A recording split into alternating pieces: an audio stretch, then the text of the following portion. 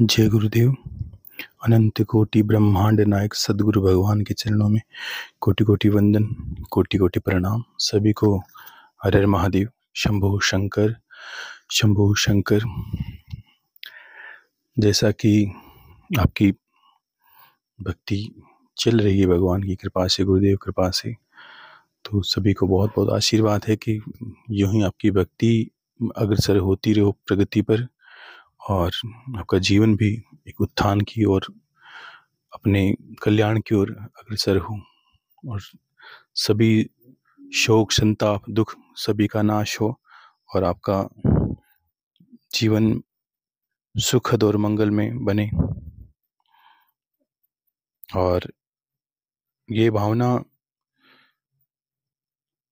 सबकी प्रति है कि सबका कल्याण हो। इसी भावना से नित्य प्रतिदिन सुबह संध्या और इसी प्रकार ईश्वर आपकी पथ प्रदर्शक भी साथ में बने रहे, और आपके ऊपर सदा आशीर्वाद रहे उनका। ये कामना नित्य दादा गुरु के सामने और भगवान शंकर के सामने और भगवती गायत्री माता के सामने आपकी नित्य प्रार्थना करता हूँ कि आपका जीवन सुखद और सुलभ हो। और ज़्यादा इस बार बीच में कुछ कहना नहीं है आपको। थोड़ा सा पहला तो ये बता दें कि कुछ लोग, मैंने अभी पढ़ नहीं पाता हूँ पूरे प्रश्न, अगर आपने ध्यान दिया होगा तो इधर उधर तो कुछ एक पहले पढ़े थे, और मैं अपने अनुभव से बताता हूँ कि आप जो जिस पथ पर हो तो क्या क्या छोटी छोटी विडम्बनाएं आपको लगेगा जैसी दिक्कतें है। हालांकि ऐसी कोई समस्या इसमें नहीं है, लेकिन हम अगर नए हैं तो हमारे अंदर थोड़ी थोड़ी घबराहट रहती है। ऐसा कुछ देखो, आप अनुभव करो कि पहली बार जीवन में आप सांसों के माध्यम से शरीर में प्रवेश करते हो और एकाग्रचित्त होते हो। आपकी चित्त की चंचलता समाप्त होती है, आपके विकार समाप्त होते हैं। आपके अंदर बहुत विकार जो बोलते हैं ना, ईर्ष्या द्वेष वगैरह क्रोध, सब कुछ अंदर ही भरा रहता है, वो सब इससे साफ होने लगेगा। आपको लगेगा जैसे संसार में आप अकेले ही हो, और ये जो दिख रहा है वो आपको दिखना बंद हो जाएगा। ऐसे लगेगा जैसे कुछ है ही नहीं। जिसको हमने बहुत बड़ा संसार माना वो कुछ है ही नहीं, एक भ्रम सा लग रहा है सब कुछ। वो आपको ये भान होगा इस विद्या से। और आपको जब ध्यान में बैठते हो, जब आप सांसों पर ध्यान लगाते हो, तो घंटा आधा घंटा रुक के आपको बीच में ऐसे लगेगा जैसे अचानक से आपको बहुत गहरा सा कुछ सुन्न से हो गए हो, और अचानक झटका लगेंगे शरीर में। ऐसा लगेगा जैसे रीढ़ की हड्डी में कुछ दर्द सा उठा, रीढ़ की हड्डी में कोई लकड़ी सी लगा देते हैं ना, जैसे लगे जैसे अकड़ गई है वो। और कभी लगेगा जैसे गर्दन में अकड़न सी आ गई है, कभी लगेगा जैसे शरीर में झटके, इसको बोलते हैं हम बोलते हैं ना अंग फड़फड़ाना है। तो आपके शरीर के अंग है ना, कभी कभी लगेगा हाथों की कोई नाड़, जो ऐसी नाड़ी है जो ऐसे जंप कर रही है, कभी लगेगा उस हाथ की, पैर की, और कभी कमर पर, कभी नाभि पर, अलग अलग जगह आप नहीं जानते वहाँ पर भी ये अंग फड़फड़ाने शुरू हो जाते हैं। तो ये शक्ति जब ऊर्जा के रूप में शरीर में हरकत करती है, तो ये शक्ति केंद्रों को छेड़ती है। हजारों नाड़ियां हैं योगिनियों के स्वरूप में, वो हमारी ऊर्जा जागृत होती है, वैसे वैसे शरीर में ये हरकतें होती है। और कभी कभी थोड़ा गहराई से हम जब सांसों में खो जाते हैं तो लगेगा जैसे हम हवा में झूल रहे हैं, या सर स्वतः ही हमारा कभी भी इधर उधर ऐसे जैसे झूलता है ना, वैसे सर धीरे धीरे झूलने लगेगा। कभी लगेगा जैसे हम घूम रहे हैं, कभी लगेगा जैसे आसन थोड़ा हवा में हिल रहा है अपने, कभी बहुत ज़्यादा अपने आप को, आपका वजन हो सके 70 है 80 किलो कितना भी है, लेकिन जब आप थोड़ा सा ध्यान लगाते हो अनुभव करोगे कि आपका वजन बिल्कुल ना के बराबर हो गया, आप हल्के हो गए, बिल्कुल रुई की भांति उड़ने लगे हो हवा में, ऐसा भान होगा। ये शरीर से परे की चीज़ें हैं, इसलिए ऊर्जा का अनुभव होता है, ऊर्जा ऊपर उठती है। देखा आपने कभी हवन करते हो, अग्नि का कोई भी स्वरूप है, चाहे वो धुआं है, चाहे वो भाप है, चाहे वो अग्नि ही क्यों ना हो, वो दीपक से लेकर ज्योत की, चाहे हवन कुंड की, वो ऊपर ही उठती है। और जब हम अग्नि को प्रविष्ट करते हैं, ये सब अग्नि का खेल है। जब अग्नि ही साक्षात जो बोलते हैं शक्ति स्वरूप, ऊर्जा स्वरूप, वो जगदम्बा है, वो ही शक्ति है, वही पार्वती है, वही दुर्गा काली छिन्नमस्ता धूमावती तारा, सब कुछ वही है। जितना भी आपने समझ सोचा, ये जो शक्ति का प्रारूप है, ये सब एक ही है। इनका अलग अलग स्थानांतरण, जैसे एक बोलते हैं ना, बिजली का तार एक है, और अलग अलग प्रसाधन दिखते हैं हमें, कभी बल्ब दिखता है, कभी पंखा कूलर, ये सब। और ये मूल में आप जानोगे कि शक्ति का वास्तविक स्वरूप क्या है, पहली बार अनुभव करोगे। हमने बाहर से देखा ये मूर्ति है, ये मंदिर है, ये ऐसा, ये चीज़ है, वो चीज़ है। अब पहली बार मूल में अनुभव जाओगे, मूल में जाओगे कि वो कौन है जगदम्बा, वो कौन है शक्ति स्वरूपा, तो आपको पता चलेगा वो निराकार एक ऊर्जा स्वरूप में है। तो शिव स्वरूप में क्या है? आप अंधकार में, जब हम आंखें बंद करते हैं तो अंधकार क्या दिखता है? या ये मृत, हम मृत ही हैं। अभी जितने भी संसार में हमने जीवित माना है, मृत का अर्थ क्या है? कि एक पशुवत योनि, एक पशु से ऊपर उठने की कला ही नहीं है। हमारे शरीर में ऊपर जाएंगे मूलाधार, स्वादिष्ठान, मणिपुर, अनहद, विशुद्ध, आज्ञा और सहस्त्रहार, और भी 2-3 चक्र हैं। तो ये उत्थान का कारण है। मूल से ऊपर, मूल यानी जो भोग विलासिता, काम से ऊपर उठना, और मूल से नीचे गिरोगे। मनुष्य योनि मिली है और मूल में कभी ध्यान ही नहीं किया, कोई हमने ऐसी चेतनाएं विकसित की नहीं, कभी ऐसा रास्ता मार्ग चयन नहीं किया, तो हम अधोगति, जिसको बोलते हैं, शरीर के अंदर ही चक्र है और वो भी नीचे की ओर चक्र है। मैंने आपको पहले बताया होगा शायद, जिसमें बोलते हैं अतल, वितल, सुतल, ये सारे 7 लोक हैं। पाताल, ये सारे पाताल जमीन के अंदर, ये शरीर के अंदर ही है, मूल आधार से ऊपर। हम कभी भी ध्यान नहीं करते, कभी इस विद्याओं में नहीं जाते, तो हमारा पतन हो जाता है और मनुष्य से नीचे की योनि, अधोगति योनियां हमारी प्राप्त हो जाती है, जो जीव जंतु आपके चारों तरफ दिख रहे हैं। और इस विद्या से अभी जो क्रिया आप कर रहे हो, इससे उत्थान होगा। ये सब चीजें आपको अनुभव होने शुरू होगी। इसका मतलब कि आप मनुष्य योनि से ऊपर उठने की कला, ये आपकी जो जो प्रथम चरण है वो आपका ये है। अब इससे इससे क्या होगा कि इस मार्ग के पथिक, यही वो मार्ग है, इस मार्ग का पथिक कभी नीचे नहीं गिरता। वो उसको, वो आगे मनुष्य तो नहीं है ही, उससे ऊपर ही उठेगा, क्योंकि उसने वो कला पकड़ ली, वो रास्ता पकड़ लिया जिससे वो ऊपर उठेगा। जो दिख रहा है वो ज्ञान सबका अलग अलग है, लेकिन ये जो मूल है, इससे अधोगति प्राप्त नहीं होगी, आपके ऊपर उठोगे और इस वास्तव में ईश्वर का अनुभव पहली बार करोगे। और साक्षात दर्शन, वो निराकार का दर्शन, जो शक्ति स्वरूप है, अग्नि के क्या दर्शन।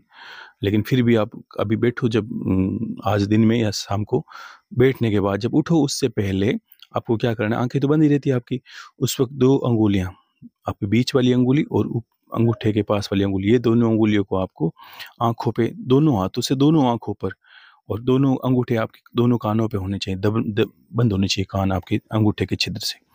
आंखों को जब उठो उस वक्त कम से कम 1-2 मिनट दबाना, जोर से दबाना, काफी, जहां तक आप सहन कर पाओ, आंखों को दबाना। अंगूठा आपका कानों, दोनों कानों को बंद किए हुए दोनों हाथों से, क्षणमुखी मुद्रा का आधा स्वरूप समझ लीजिए। और बस इसको आप दबाओगे 1-2 मिनट कम से कम, दबा के रखना। कब दबाना है? जब आप अपने योग की क्रिया करो, ये जब उठो ना, तब आपको लगे कि अब मेरे 2 घंटे पूर्ण हो गए, उस वक्त करना है, अंतिम क्षण में। जब आप पहले ही उपासना कर लो, सब कुछ सोहम शब्द की जप कर लो, मानसिक जप कर लो, और उस वक्त आपको ये करना है। करते 2 मिनट के अंदर जैसे ही दबाना शुरू करोगे, तो जितनी 8-10 दिनों में ऊर्जा उपस्थित हुई है, ये ऊर्जा क्या है, आंखों की पर्दों के आगे आने शुरू, आपको लगेगा। जैसे ही बंद करोगे आंखें, हम अंधेरा दिखागा, लेकिन एक 5-7-10 सेकंड के बाद उजाला होना शुरू हो जाएगा। कभी लाल, कभी पीला, कभी बहुत घनत्व, कभी जुगनू की भांति, कभी बिजलियां कौंधने लगेगी। और ये आंखें खोलनी नहीं, उस वक्त कभी भी आंखें नहीं खोलनी होती, उसको आंखें बंद में ही देखना होता है। उस प्रकाश को 1-2 मिनट आंखें दबा के रखो, फिर छोड़ दो आंखों को, हाथों को हटा लो, उस प्रकाश को देखते हो। वो प्रकाश ही मूल है संसार का, वो ही जगदम्बा है, वही शक्ति है, वही निराकार है, जो आकार ले ले नाना प्रकार के आकारों में परिवर्तित हो गया है। वही प्रकाश है जो आपको मूल, हम बोलते हैं अंधकार क्यों दिखता है, ये मूल आधार से आपको उस शक्ति में प्रवेश करवाएगा। वही प्रकाश बनेगा जो कुंडलिनी जागृत शक्ति को जागृत करेगा, वही प्रकाश बनेगा जो एक एक चक्र का जागृति करेगा, वही प्रकाश है जो आपके शरीर की एक एक नाड़ी तंतु को खोलेगा, और वही प्रकाश है जो चेतना के इस स्तर को बहुत ज्यादा ऊपर उठा लाएगा। जितना जिसका प्रकाश, उसका, कहते हैं ना, जितना अगर पीछे वोल्टेज आएगा आपकी, उतने ही प्रसादन चलेंगे। आप कितनी बड़ी बड़ी फैक्ट्री चला लो चाहे, वही बात। वो पहली बार आप अनुभव करोगे, देखोगे तो उसको उसको जब तक वो दिखता है 1-2 मिनट, 3 मिनट, 4 मिनट तक उसको देखते रहो, आपको उसको बहुत आनंद आएगा। उसको देखते आज ही देखोगे तो आज ही आनंद आना शुरू हो जाएगा, और 2 घंटे की जो थकावट है तुरंत ही दूर हो जाएगी। रोज नहीं देखना, ये ऐसा आपको बता रहा हूँ, ऐसा कि आप अनुभव कर सकते हो। कभी इच्छा हो तो आपको देख लेना। तो ये प्रकाश बढ़ेगा। अभी जो योग उपासना की उससे बढ़ता है, मंत्र जब से बढ़ता है, बहुत क्रियाओं से बढ़ता है, और सबसे बड़ा बढ़ता है सात्विक रहने से। तो ये प्रकाश क्या होता है, ये प्रकाश धीरे धीरे इतना बढ़ना शुरू हो जाता है योग उपास, आप जो क्रिया कर रहे हो उससे, कि आपके सोते कभी नींद लोगे, आंखें बंद करोगे, तब भी आपको लगेगा जैसे आंखों पे कोई टॉर्च डाल रहा है। आंखें बंद होने के बाद भी अंदर उजाला लग रहा है गुरुदेव। ये क्यों लग रहा है? क्योंकि आपके प्रकाश का घनत्व बढ़ गया। वो स्वतः ही प्रकाश है। कोई आपको कुछ दिखने के लिए, देखो बात सुनो, आप बैठे हो, मैं कहीं अंधकार में, अंधेरे में आया, आपको दिखेगा नहीं। क्यों? प्रकाश नहीं। उसकी जगह कोई टॉर्च होती, कोई लाइट होती, कोई लालटेन होता, तो आपको दिखता मैं कि हाँ प्रकाश में, हाँ कोई इंसान है सामने। वही बात, अगर ये प्रकाश अंदर बढ़ेगा तो अंदर की यात्रा क्या होगा? प्रकाश ही बढ़ेगा। प्रकाश को बढ़ाना, बढ़ाते ही आपको क्या होगा कि जितने भी लोकांतर है, देवी देवता हैं, वो तो सब बैठे ही हैं। आप में ही अंधेरा है, आपकी जगह पर ही अंधेरा है, और वो दिखना आपको शुरू हो जाएंगे। और नित्य दिव्य दर्शन आपको होने शुरू। जितना प्रकाश बढ़ेगा, योगी, सन्यासी, यति यति, संत, भक्त, अपने आप ही जो इस पथ के मार्ग, पथ के जो पथिक हैं, वो आपको धीरे धीरे दिखना शुरू हो जाएंगे। और अपने आप ही अपन अनुभव करो कि एक क्षण आएगा, इसको बोलते हैं धीरे धीरे संयम। ऐसा करते करते एक क्षण आएगा, वो क्षण गुरु कृपा से, और वो क्षण ईश्वर की कृपा से। कब आपका ईश्वर और का मिलन होगा, कब आपकी जागृति पूर्ण हो जाएगी। तो सबसे पहले संयम में रहने से हम खाली हुए। खाली होने के बाद हमने ऊर्जा को अनुभव किया, और ये जागृति। ये बताने का कारण इसलिए कि आपकी कहते हैं लोभ लगना चाहिए। कोई कोई व्यापार करे, कोई इंसान कोई काम करे, उसको लोभ लगना चाहिए। दर्शन के भी लोभ होते हैं। अब एक दो बार ऐसा अनुभव कर लोगे, एक दो अपने आप ही होंगे। स्वतः ही आपने कभी याद नहीं करोगे, कभी अपने आप ही लगेगा जैसे किसी देवी देवता का दर्शन हुए। अपने आप ये भान होना शुरू, क्योंकि आपकी जागृति बढ़ रही है। और जैसे जैसे आप में उजाला होगा, जगत आपको दिखना शुरू हो जाएगा। और धीरे धीरे ये प्रकाश आपको क्या एकदम अलग थलग कर देगा। किस तरह? ऐसा नहीं कि आपकी कोई सींग निकल के आ गए। आप रहोगे संसार में, लेकिन संसार अलग भी रहोगे। कोई बोलेगा कुछ, आप उसको नहीं सुनोगे। वो छुपा क्या रहा है उसके अंदर, भीतर क्या चल रहा है, वो आपको दिखना शुरू हो जाएगा। शब्दों में नहीं, अपना आपकी अंतरात्मा, जागृति आत्मा की है। और इसी प्रकाश में एक दिन आत्मा के दिग्दर्शन होंगे, आत्मरूपी ज्योति के दिग्दर्शन आपको होंगे। और यही प्रकाश है जो कुंडली शक्ति में कहते हैं ना, ऊपर तो कुछ नहीं है। ये तो संसार दिखता है एक माया की भांति है। ब्रह्म सत्य, आत्मा ब्रह्म है, वही ब्रह्म सत्य है। ये तो एक भान होता है। जैसे सूर्य है, अचानक पानी में दिखे तो कोई, हम ये पानी में सूर्य को वास्तविक सूर्य से थोड़ी समझते हैं, वो तो एक प्रतिबिंब है। वही हमारा जो आत्मलोक है या संसार, जो परमात्मा का प्रतिबिंब के रूप में ये बाहर संसार दिखता है, माया के रूप में। और इसी में लगे रहोगे तो ये सोचोगे माया में ही फंसे रहोगे। अगर ये जान लोगे तो हम, आपके लिए जीवन क्या होगा? तो ईश्वर और ज्ञानी जनों के लिए क्या, ये संसार एक मिथ्या की बाती है, और एक लीला की बाती है। लीला ये समझ लीजिए, उसको सब पता है। लीला किसको बोलते हैं? नाटक, चल चरित्र, ये क्या है? हम बोलते हैं कोई नाटक कर रहा है, उसको तो ये भान रहता ही है कि ये सब कुछ नहीं है, और ये तो एक टीवी पे चलने वाली फिल्म सी है। वो उलझता नहीं, क्योंकि इसे सत्य का भान हो गया है। इसलिए इस प्रकाश की जो ऊर्जा का घनत्व है, वो बढ़ाने का प्रयास हमेशा करना चाहिए। और यही एकमात्र, ऐसे बहुत, देखो भक्ति के बहुत बहुत रंग है। परमात्मा के, मैं ऐसा नहीं कहता कोई एक ही मार्ग जाने का है। बहुत अलग अलग लोगों के मार्ग हैं। कोई कुछ करता है, कोई कुछ करता है। लेकिन माया के वशीभूत होकर कार्य करना, और एक वास्तविकता के में बिना भ्रम के कार्य करना, ये बिना भ्रम के है। आप इसमें कोई भ्रम नहीं रखना, संशय नहीं रखना, इसमें चलना है, और मार्ग स्वतः मिलेगा। ये पथ भटकाने का नहीं, ये एक ऐसा पथ है जो हो सकता है थोड़ा लंबा आप चले, हो सकता है, देखो ये खुद पर निर्भर करता है कि हम कितना अच्छा चल पाएँ, हम कितना अच्छा कर पाएँ। किसी को 2 दिन में अनुभव होता है, तो किसी को 100 दिन में। इसका कारण क्या है? थोड़े हमारे कर्म, थोड़ा हमारा उठना-बैठना, थोड़ा चल चरित्र, थोड़ा हमारा संयम रखने का तरीका। इसीलिए तो खान-पान, ये सब खान-पान क्या है? ये विरोधाभास पैदा करती है। यही ऊर्जा है, मैंने कहा ना, आप समझो कि एक ही राम है, एक ही रावण है, ठीक है? अब दोनों में चरित्र का फ़र्क है। और चरित्र में फ़र्क क्या होता है कि चिंतन से चरित्र बनता है। चिंतन, ऐसा नहीं है कि रावण ने भगवान की उपासना नहीं की, वो भक्ति को नहीं जानता था। वो भी अपनी जगह परम भक्त है भगवान शिव का। उसने भी, त्रिकालदर्शी भी, जो इसका जिसका भक्त वो जो ये आराध्य है, वो भी त्रिकालदर्शी है, तो उसका सेवक तो त्रिकालदर्शी होगा ही। वो जानता था, जानने के बाद भी। लेकिन क्या होता है कि इस ऊर्जा में ये क्यों संयम रखवाते हैं? ये संयम रखने का कारण क्या है? क्योंकि ऐसी विद्याओं में सबसे पहले ही ये आता है कि हर कोई कर नहीं पाता, हर कोई नहीं कर पाएगा, ये नहीं कर पाया। तो पात्रता क्या दिखाती है कि कोई घर से दूर चला जाए, कोई जंगलों में रहे, कोई भीड़ों में रहे, वहाँ उपासना करे, भक्ति करे, फिर बात अलग है। अब सोचो कि ऐसी व्यवस्थाएँ रही नहीं, तो हम घर पे ही एक एक हम देखो ना, व्रत में, उपासना में या नवरात्र में हम अपने एक योगी सन्यासी की भांति जीवन शुरू करते हैं। बिल्कुल वो सत्य है। हम खाने पे संयम रखते हैं, हम उठना-बैठना, अपनी साफ-सफाई, हर किसी को हाथ नहीं लगाना, हर किसी को छूने नहीं देना अपने आप को। तो ये क्या, ये हम एक प्रमाण देते हैं कि हम घर पे भी ऐसे रह बिल्कुल रह सकते हैं, और वो रहकर हम करेंगे तो वही कहीं, ईश्वर तो सर्वत्र व्याप्त है। ऐसा नहीं कि वो पहाड़ के ऊपर ही बैठा है, कहीं मिलेगा आपको, नहीं। ये तो हमारी स्थिति ऐसी नहीं है, हमारे संयम ऐसा नहीं है, हमारा जीवन का चाल-चलन ऐसा नहीं है, इसलिए हमें दूर भान होता है। वो तो है ही अंदर ही। अगर सात्विकता सात्विकता क्या है? सात्विकता ये है कि अगर धुंध हटेगी तो सूर्य का प्रकाश भी दिखेगा। ये धुंध की बाती है। खाने-पीने में एक गलत स्वभाव होना, गलत चीज़ें खाना, उलट-पुलट खा लेना। हाँ, ठीक है, चलन सब जगह चलता है, घर परिवार में सब जगह चीज़ें इंसान को क्या मैनेज होकर चलना पड़ता है। लेकिन जब हम साधनाओं में, पूजा में हो, तब तो आपको संकल्प में दृढ़ रह के कार्य करना होता है। इसलिए आप यहीं पे कर सकते हो। ठीक है ना? तो यही आपके मेरा संदेश है कि इसको एक अच्छे ज्ञान समझकर और अच्छा ज्ञान मानकर, जीवन का कल्याण का ज्ञान मानकर भी आपको इसको अपने जीवन में चलते रहने देना है। बहुत कुछ माताओं बहनों बीच में अभी तो नहीं, पहले दिन में देखे थे प्रश्न वगैरह, कहा कोई बीमार है। देखो, बीमार है तो औषधि अपनी जगह है और ये उपासना अपनी जगह है। औषधि का सेवन करें, और अगर बैठा नहीं जाता, देखो जितना कठिन अपने बैठा जाएगा उतना बैठो, बाकी उसके अलावा क्या होगा, सांसें तो चलती है।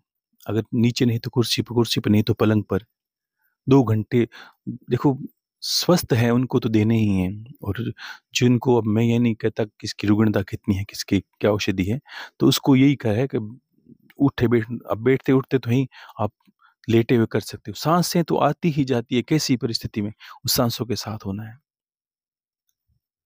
ठीक है ना? जितना इंसान क्या होता है कि हम देखो एक थोड़ा ध्यान नहीं देते कि मुझे पैसे कमाने, कितने कमाने, मुझे 100 कमाने, लेकिन पैसों की ललक भी ज़्यादा है, तो क्या करूँगा, मुझे थोड़ा और ज़्यादा चाहिए। तो मुझे सीधा-सा यही बात है कि मुझे मेहनत, कि इंसान करता है ना, कि मेहनत करके थोड़ा और ज़्यादा अर्जन करता है, 100 से 150 कर लिए, 150 से 200 कर लिए। तो उसके लिए थोड़ी मेहनत तो उसने की ना, तो हम उतना ही, अगर उस इसी चीज़ को भी एक आपका कल्याण का मार्ग समझ के थोड़ा-सा 2 कदम और चल लेंगे। मैंने कहा थकने के बाद थोड़ा और चलना है।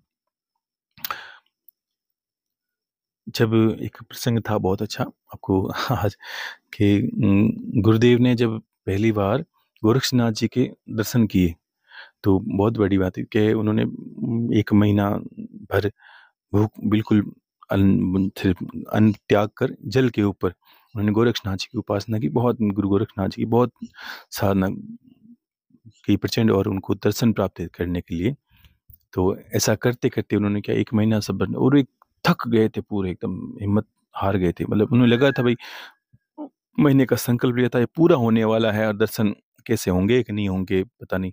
एक होता है ना कि थकावट के बाद बिल्कुल ऐसा रुक जाता है शरीर, अब लगे कि अब नहीं होगा भाई, इतना ही करूँगा, इतना ही थकूँगा। और मान लीजिए कि जैसे वो उठने वाले थे ना संकल्प से, या पूरा महीना होने वाला था और उठने वाले थे, उसी वक़्त उनके दर्शन होने वाले थे। लेकिन उसी वक़्त उन्होंने उन्हें अपने गुरुदेव विवेकानंद जी के दर्शन हुए, और उन्होंने जैसे बैठा था वैसे ही उनको बैठा दिया कि नहीं रुक, थोड़ी देर और रुक। और थोड़ी देर में गोरक्षनाथ जी के दर्शन हो गए। अगर वो उठ जाते तो वो तो वही बात होती कि एकदम मंजिल पे पहुँच के रुक जाना। तो जहाँ, इसलिए हम हमेशा कहते हैं कि जहाँ थक जाओ, इसके लगे बस अब शरीर पे पालथी मार के बैठा ही नहीं जा रहा है बस, अब तो शरीर टूटा ही टूटा, तब ये 2 मिनट और कर लो और बढ़ा लो। थकोगे वहाँ से 2 कदम और, हमेशा, क्योंकि हमेशा इंसान काफ़ी जगह होती है, इंसान एकदम सफलता के बिल्कुल पास होता है, वहाँ रुक जाता है। इसलिए कहते हैं थको वहाँ से थोड़ा-सा कदम और, 2 कदम और, 2 मिनट और, ना बैठा जाए वहाँ पर 5 मिनट और बैठ जाओ, कोई बात नहीं। तो वहाँ भी वहीं सफलता भी मिलेगी। ठीक है ना? तो इसलिए सबको संदेश दिया है, और सभी को आशीर्वाद है, और बाकी कुछ कहना नहीं था।